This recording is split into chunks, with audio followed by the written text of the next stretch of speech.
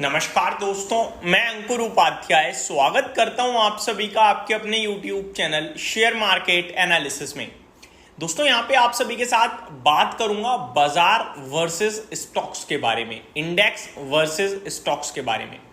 देखो, पहली चीज तो ये कि हम सभी को अच्छे से पता था कि इस बार 23,800 से बाजार ऊपर चला जाएगा, लेकिन स्टॉक ऊपर नहीं जाएंगे। एंड अगर आप मेरे साथ रेगुलरली बने हुए हो इस दरमियान, तो मैंने आपके साथ कहा भी था कि आप निफ्टी के ईटीएफ में पैसा लगाइए।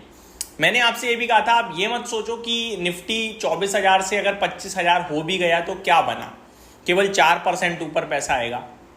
मैं आपसे ये कह रहा था कि आप अपनी रिस्क देखो, आपकी रिस्क नहीं है यहाँ पे। स्टॉक कितना टूट जाएगा और कितना टूटने के बाद ऊपर आएगा नहीं आएगा नहीं पता है, लेकिन इंडेक्स पहली बात तो कितनी टूटेगी उसका भी आप अनुमान लगा सकते हो, और दूसरी बात ईऊपर आएगी उसके लिए आप 100% श्योर हो।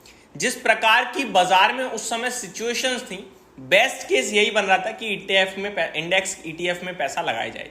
अब बहुत सारे ऐसे व्यूअर भी होते हैं जिन्हें इंडेक्स ईटीएफ के बारे में नहीं पता है। मुझे पता है आपको मैक्सिमम लोगों को पता है, तो लोग कहेंगे भाई टाइम वेस्ट मत करो, डायरेक्टली बता दो, आगे की बात करो।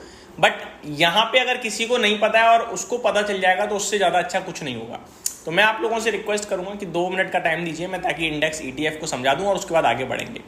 इंडेक्स ईटीएफ दोस्तों सिंपल लैंग्वेज में निफ्टी 50 है उसका ईटीएफ है, निफ्टी नेक्स्ट 50 है उसका ईटीएफ है, आईटी स्टॉक्स है उसका ईटीएफ है, फार्मा है उसका ईटीएफ है, एफएमसीजी है उसका है, बैंक है उसका है। सिंपल, अगर आपको कोई सेक्टर समझ में आ रहा है और स्टॉक समझ में नहीं आ रहा तो आप ईटीएफ में पैसा लगा दो। फॉर एग्जांपल, अभी लगभग 1 महीने पीछे मैंने आपसे कहा आईटी का आईटी 20 खरीद लो, 35,000 पे इंडेक्स है इस समय, ये लाइफाई लगाने के लिए तैयार है, और उस समय 40,000 पे लाइफाई था।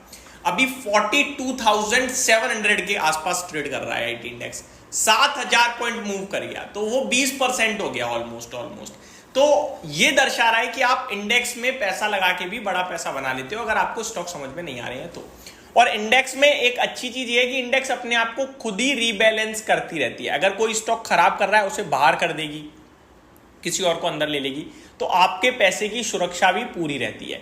तो ईटीएफ बाइंग अपने आप में एक बहुत ही सेफ और बहुत ही अच्छा विकल्प होता है, लेकिन यहां आपके लिए जो वॉलेटिली मूवमेंट है वो बहुत कम रहती है, जिसके चलते ज्यादा फेमस नहीं हो पाया हमारे भारत में ईटीएफ बाइंग का चलन नहीं बन पाया।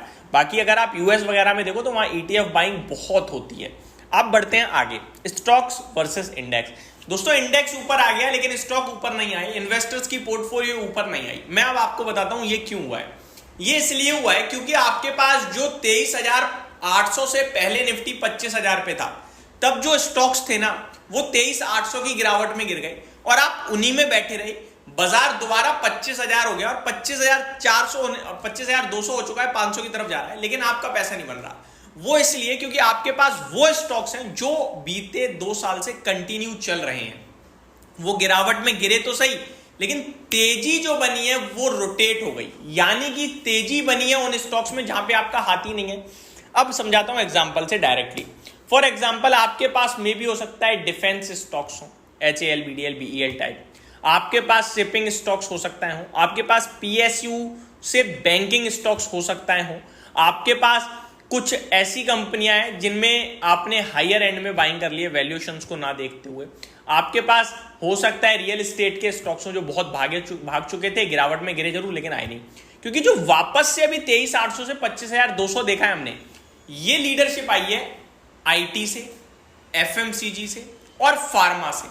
अब इन 3 क्षेत्र में अगर आपने निवेश किया हुआ है, मैं डेफिनेटली दावे के साथ कह सकता हूं कि आपका पैसा जरूर बना होगा। अब वो लोग कमेंट करिए जिन्होंने आईटी, फार्मा और एफएमसीजी में पैसा लगा रखा है, और वो लोग मुझे बताइए कि आपका कितना पैसा बना है 23,800 से 25,200 की रैली में। और वो लोग भी कमेंट करिए जिनके पास इन 3 क्षेत्र से स्टॉक्स ही नहीं है, उसके बाद आप डेफिनेटली कहीं ना कहीं घाटे में आए होंगे, क्योंकि इस बार की तेजी को लीड इन 3 सेक्टर ने करा है। तो पैसा रोटेट हो गया है, फंड रोटेट हो गया है, और इसीलिए इन्वेस्टर परेशान है। अब यहां से आगे क्या, उसके ऊपर आता हूं दोस्तों। यहां से आगे क्या, इसके बारे में बात करें तो देखो, आईटी चल रहा है क्योंकि अब रेट कट जो होने वाले हैं वो आईटी स्पेंड्स को बढ़ावा देंगे। अब ऐसा तो है नहीं रेट कट होते ही आईटी स्पेंड बढ़ जाएगा। मार्केट फ्यूचर को डिस्काउंट करता है और वो डिस्काउंट कर चुका है ऑलरेडी। अब जब नंबर्स अच्छे आएंगे कंपनियों की गाइडेंस अच्छी आएगी कि रेट कट हो गया है, आईटी डिमांड स्पेंड लौट रहा है, तो ये और रैली करेंगे। तो यहां पे अभी मोमेंटम बना रह सकता है। यहां सिर्फ तभी गिरावट होगी जब रेट कट के बावजूद कंपनियां कहेंगी कि आईटी स्पेंड लौटने में टाइम लग रहा है या फिर अभी थोड़ा सा दिक्कत है, तो ये टूटेंगे भी।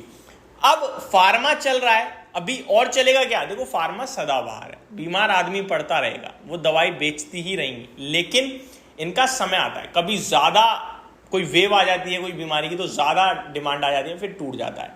जैसे कोविड में बहुत हाई लेवल पे डिमांड हो गई, अब वो बेस ही इतना हाई हो गया था कि उसको एडजस्ट करने में इन्हें 3 साल लग गए, अब ये एडजस्ट कर चुके हैं, अब नॉर्मल चल रहा है। सेम जब फार्मा चल रहा है तो केमिकल नहीं चला अभी तक, केमिकल जरूर चलेगा, तो केमिकल क्षेत्र अब हो सकता है stock sector to watch.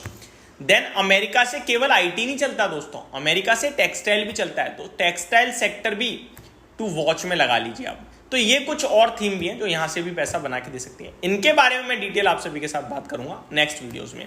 Thank you so much for watching this video, have a great day guys.